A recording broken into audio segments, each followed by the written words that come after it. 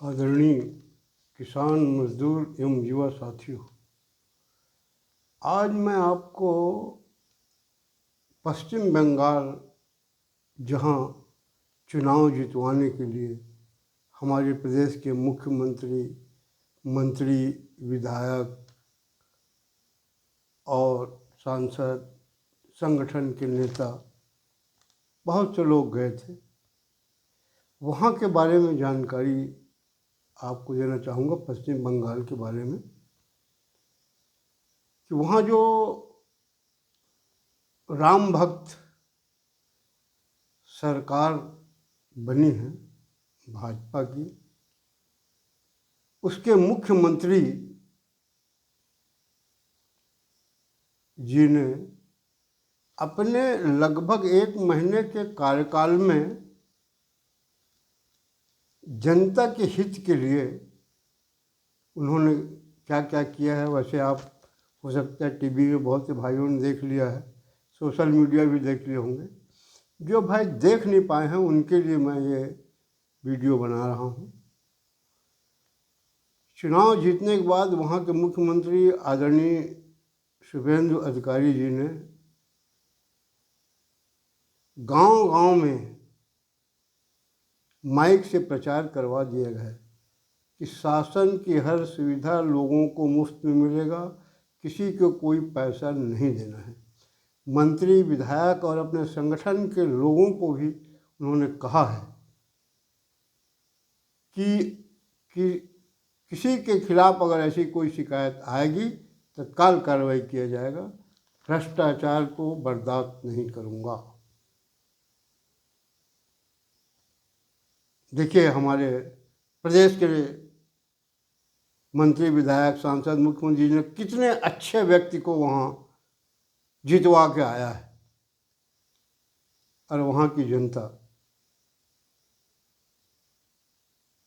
उसका लाभ ले रही है।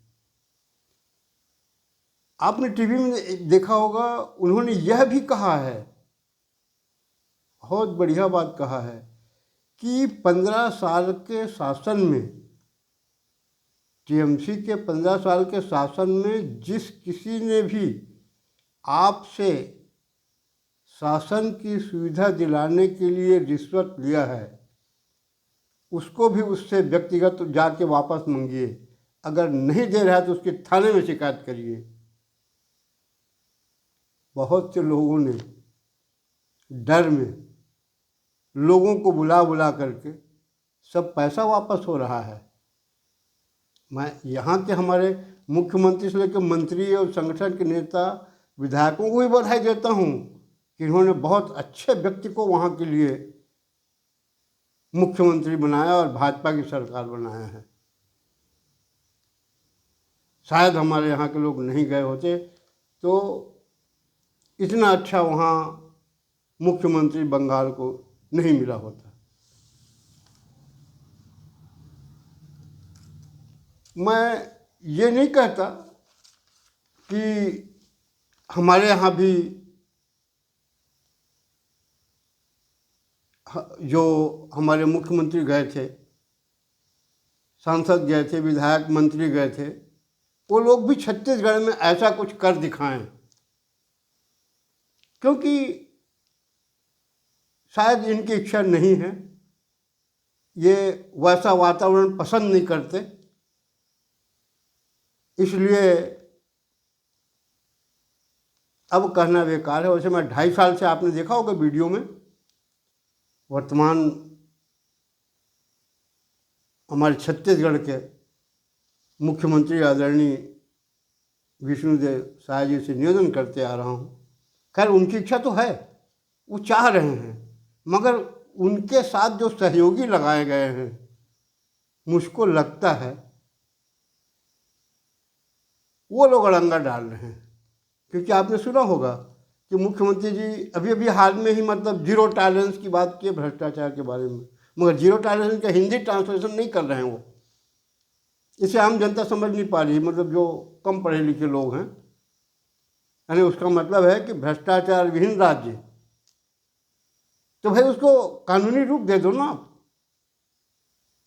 आपने बहुत से अधिकारी कर्मचारियों को अभी सुशासन तिहाड़ में निलंबित किया है, मगर याद रखिए बहाल मत करना। इनको जो आप किए हो तो सोच समझ के बहाल करना चाहिए। ये नहीं कि जनता को खुश करने के लिए अगर आप ऐसा कर रहे हो ना, कि आपने शिकायत किया हमने ऐसा कर दिया, ये अच्छी बात नहीं है। मुख्यमंत्री जी, आप मुझसे ज़्यादा जान रहे हैं, आपके सलाहकार आप अच्छा जानते हैं। उनसे आप ये पूछिए कि ये अधिकारी गलत क्यों किया, किसके कहने में किया। जिसको आपने निलंबित किया है, या आपके पता लगेगा कोई मंत्री या विधायक सांसद ने कहा है उस अधिकारी को गलत करने के लिए। आज तक मैं देख रहा हूँ, 25 साल हो गए, किसी भी राजनीतिक दल के बड़े नेता ने ये कभी नहीं कहा अपने पार्टी के लोगों को कि भाई भ्रष्टाचार नहीं करना है, हमको बहुत अधिक दिन तक प्रदेश में जनता की सेवा करना है, लूट खसोट मत करिए। ऐसा किसी पार्टी ने नहीं कहा। वैसे मैं 2013 में जब हमारे मुख्यमंत्री थे आदरणीय रमन सिंह जी, उनसे मैं उनके बंगले में निवेदन किया था, जिसके गवाह हैं मुंगेली के विधायक पुन्नूलाल मोहल्ले जी और मुंगेली के 50 भाजपा कार्यकर्ता। मैंने कहा था कि आप सुविधा बहुत दे रहे हैं, मगर सरकारी कार्य में बगैर रिश्वत के नहीं मिल रहे, इस पर ध्यान दीजिए। उन्होंने मुझको देखा और देखते रहे और उसके बाद चल दिए, एक शब्द नहीं बोले। उसके बाद कांग्रेस सरकार आया, जो असली छत्तीसगढ़िया बोलता था वहाँ कि मैं असली छत्तीसगढ़िया हूँ, छत्तीसगढ़ियों का मैं भला करूँगा, दूसरा कोई नहीं कर सकता। उससे भी मैं लिखित में उसके बंगले में दिया उनके अधिकारियों को। सोशल मीडिया के माध्यम से आपने देखा, मैं उनसे भी निवेदन किया हूँ कि अगर असली छत्तीसगढ़िया हो तो भ्रष्टाचार विहीन छत्तीसगढ़ राज्य घोषित करो, ताकि आम जनता को शासन की सुविधा मुफ्त में मिले।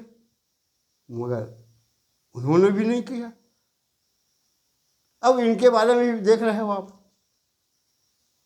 मैं लगातार इनको याद दिलाते जा रहा हूँ, मगर इनके सामने कठिनाई है। और इनको न संगठन के मुख्यमंत्री जी को साथ दे रहे हैं और न विधायक मंत्री, सब विपरीत चल रहे हैं। नहीं तो मुख्यमंत्री जी की इच्छा है, बाकी पता नहीं क्यों मुख्यमंत्री जी की इच्छा को पूरा नहीं कर रहे हैं, मोदी जी की इच्छा को नहीं पूरा कर रहे हैं। वैसे खबरें आ रही है कि बदले जाएंगे। बदलना तो खैर उनकी इच्छा है, किसको रखेंगे किसको करेंगे, मगर भाजपा अगर ज़्यादा दिन राज करना चाहती है तो वहाँ विचार बदलिए लोगों का। केंद्र के कई मंत्री आए अभी 2.5 साल के दरमियान में, किसी ने नहीं कहा। क्या उनको जानकारी नहीं हुआ होगा कि हमारे मंत्री कितना लूट खसोट कर रहे हैं, हमारे विधायक हमारे अधिकारी के माध्यम से कितना लूट खसोट हो रहा है? उन्होंने मना नहीं किया। खैर, आप बदले न बदले आपकी इच्छा है, मगर भाजपा शब्द से छत्तीसगढ़ की जनता को विश्वास में लेना बड़ा मुश्किल हो जाएगा, क्योंकि अभी 2.5 साल में जो कर्तव्य दिखाया गया है धान खरीदी के मामले में। अभी कुछ दिन पहले हमारे पूर्व मुख्यमंत्री जी बेमेतरा में मुख्यमंत्री जी के सम्मान के अनुरूप कार्यक्रम नहीं होने की बात कर रहे थे।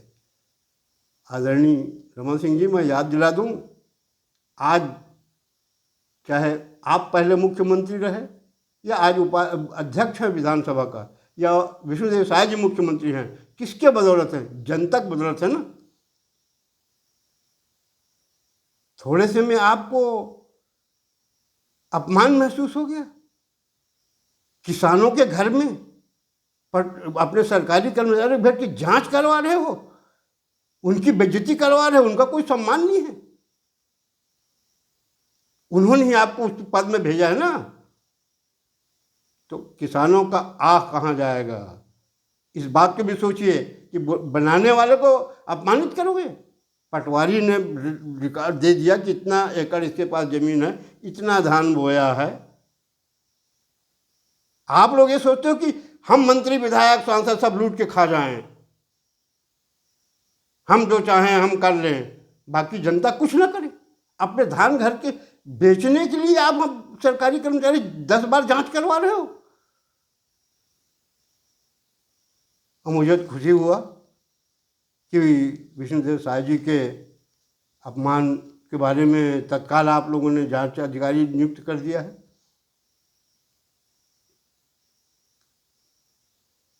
और वो जांच में क्या परिणाम आ गया वो तो बात की बात है, मगर मैं ये जान रहा हूँ कि किसी भी नेता का कार्यक्रम हो, किसी बड़े अधिकारी का कार्यक्रम अगर कहीं भी होता है तो उस जिले के प्रभारी मंत्री का पहला जवाबदारी होता है। और अधिकारी मंत्री और विधायक क्षेत्र के उसके बगैर सहयोग के कोई कार्यक्रम नहीं करते। उनसे पूछते हैं क्या करना है बताइए आप, उसके बाद ये सब होता है। इसके खिलाफ जांच नहीं करवाओगे आप अपने प्रभारी मंत्री के खिलाफ, विधायक के खिलाफ? क्योंकि ये लोग तो करोड़ों में खेल रहे हैं ना, इनके खिलाफ क्यों जांच होगी भाई? खाद्य मंत्री उसी जिले का है ना, करोड़ों का घपले हुए हैं उसके मामले में, उसके क्षेत्र में, उसको भी आपने दबा दिया। पीडब्ल्यूडी प्रभारी मंत्री है, वो भी सड़क कहाँ कैसा हो रहा है सब जान रहे हो, उनको नहीं। अधिकारी बेसहारा है ना, जवाब नहीं दे सकता।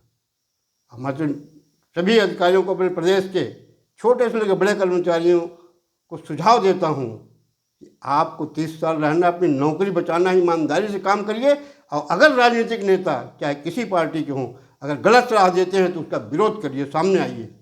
देखो ना, अभी छत्तीसगढ़िया के राज्य के 3-4 कलेक्टर बड़े अधिकारी अभी तक भोग रहे हैं, मगर उनको ताजुब होता है ये पढ़े लिखे हो करके सत्य बोल नहीं रहे हैं कि किसको किसको पैसे दिए। तो बयान में दे दो किस किस नेता को दिए हो, सत्ता पक्ष के विपक्ष के जिसको दिए हो बता दो। तो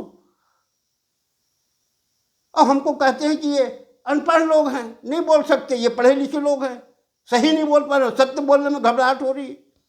बोलो नेताओं का नाम। किसान मजदूर साथियों, कुछ भाइयों ने मुझको फ़ोन में और व्यक्तिगत भी कहा कि आपने हमारे प्रदेश के मुख्यमंत्री जी को परबुधिया कैसे कह दिया। आप बताइए, सिद्ध करके बताइए कैसे परबुधिया है। मैंने उनको बोला अब आप जानते हुए भी अनजान बन रहे हो भाई, तो मैं क्या करूं। खैर मैं बताता हूं, मैंने जो कहा है मैं सिद्ध करके बताऊंगा। तो परबुधिया मैंने इसलिए कहा हमारे मुख्यमंत्री जी को कि आपको मालूम होगा कि बेमेतरा जिला के नवागढ़ क्षेत्र के कुरा गांव में आज भी देख लीजिए शासन के सूची में कोई महाविद्यालय वहां नहीं है, लेकिन करोड़ रुपए का खाद्य विभाग में घपला करने वाले मंत्री जी का गांव है वो। अब मंत्री जी चाह रहे हैं कि महाविद्यालय भवन वहां बने। महाविद्यालय शासन के उसमें नहीं खुला है, क्योंकि मंत्री चाह रहे हैं। भवन जो है नांदघाट के लिए स्वीकृत हुआ है, उसको वो अपने गांव बनवा रहे हैं, वहां के महाविद्यालय को लाना चाह रहे हैं। अब बताइए, नांदघाट में 300-400 बच्चे पढ़ रहे हैं, 10 किलोमीटर दूर बुला रहे हैं, और मुख्यमंत्री जी उसका शिलान्यास कर रहे हैं और उधर जुलूस में बोल रहे हैं जनता देवतुल्य है। इसलिए कि भाजपा के एक महामंत्री जो है मंडल का, उसका एक कर्मचारी से विवाद हो गया, उसमें वो जनता को वहां बोल रहे हैं ना, देवतुल्य जनता को कोई कर्मचारी सताएगा तो हम उस पर कार्रवाई करेंगे। और यहाँ देवतुल्य जनता नहीं है क्या? जहाँ 400 बच्चे पढ़ रहे हों, 20-25 गांव के लोग आ रहे हों, और उसको 10 किलोमीटर ले जा रहे हैं।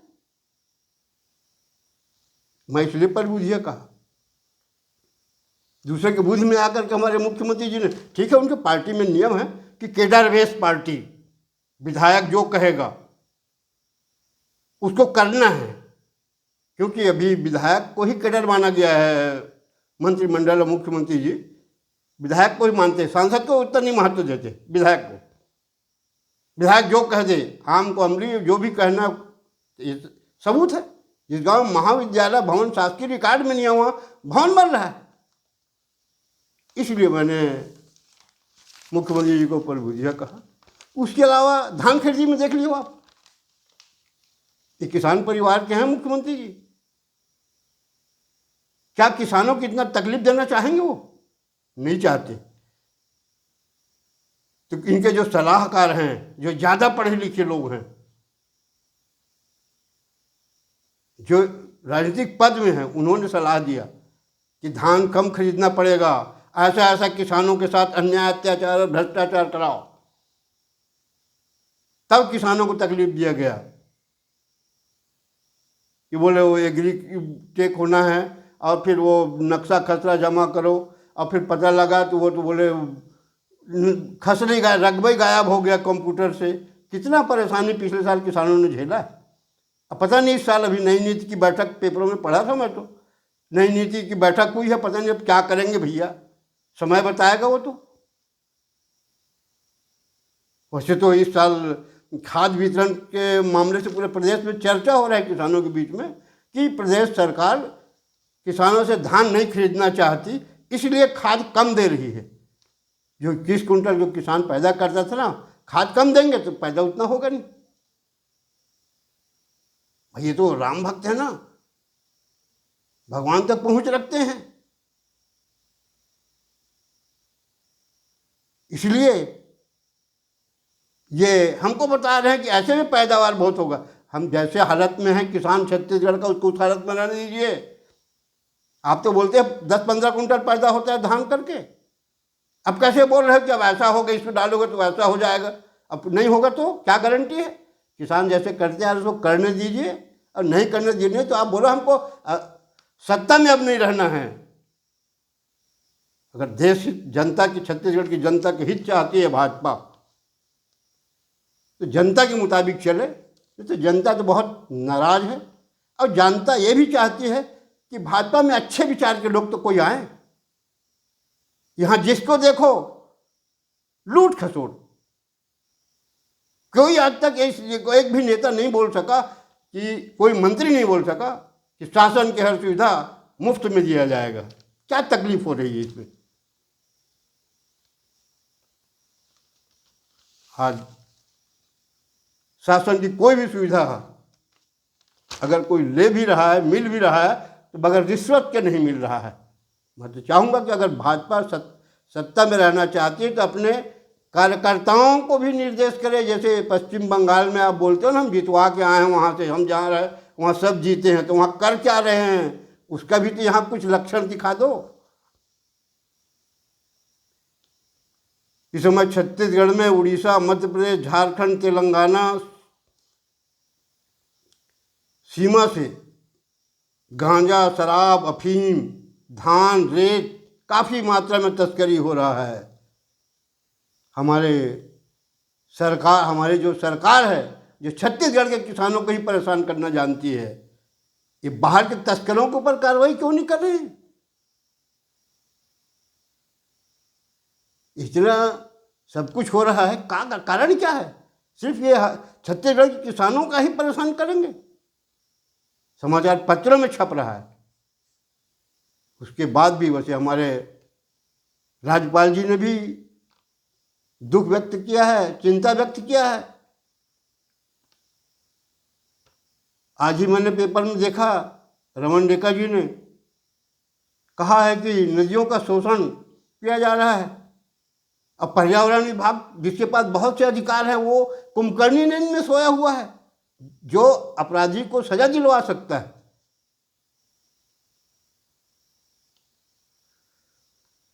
तो मैं तो चाहूँगा कि मुख्यमंत्री जी, अगर भाजपा का सेहत सुधारना है तो आपको खुल के अपने मंत्री विधायकों को बोलना पड़ेगा कि जैसे पश्चिम बंगाल में हो रहा है।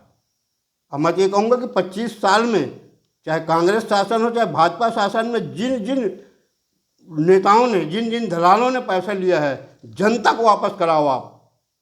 इस बार जो चुनाव होगा ना, तो कांग्रेस और भाजपा के नेताओं से मैं निवेदन करता हूं कि ऐसा कोई घोषणा मत करना जिसमें शासन की आर्थिक क्षति हो। अगर घोषणा पत्र में लेना है तो इस बात को लेना कि 25 साल हो गए हमारे 25 का, उस समय तो समझ लो 27 साल हो जाएगा चुनाव आते आते, 27-28 साल हो जाएगा। तो 28 साल में जिस पार्टी के लोगों ने रिश्वत लिया है, दलाली किया है सरकार को दिलाने के लिए, उसको हम वापस कराएंगे।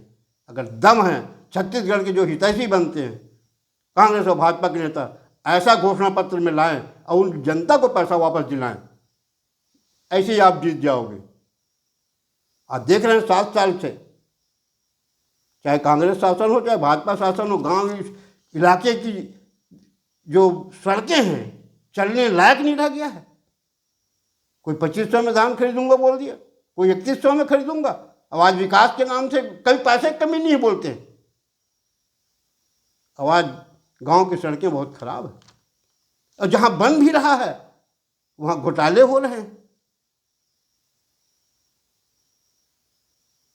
मैं अंत में अपने देश के प्रधानमंत्री आदरणीय नरेंद्र मोदी से निवेदन करूंगा कि मोदी जी, देश की जनता 2 मामले में देख रही है, आप मौन हैं। देश की जनता को जवाब दे दें तो ज़्यादा अच्छा रहता है। पहला है, विदेशी नागरिक जो 22 वर्ष से हमारे देश में रह रहा है, नेता बन गया, उसके खिलाफ कार्रवाई क्यों नहीं हो रही है? जो देशों को सदस्यता लिए हुआ, उसके खिलाफ कार्रवाई नहीं हो रही है। और दूसरा, आप बोलते हो एक रहोगे तो सेफ रहोगे। यूजीसी का मामला आया, लोगों ने उसको सुप्रीम कोर्ट में डाल दिया है, मगर 3 महीने से केंद्र सरकार, सर्वोच्च न्यायालय जो नोटिस दिया उसके जवाब क्यों नहीं दे रही है? इसमें शंका हो रहा है, आपके प्रति भ्रम हो रहा है देश की जनता को। तो आप उस भ्रम को दूर करिए। यूजीसी ला करके जो परिस्थितियां पैदा किया गया है देश में, तो एक और सेफ नहीं रह सकते, यह स्थिति बन रही है। इतना कह के अपने वाणी विराम देता हूँ। धन्यवाद। जय हिंद।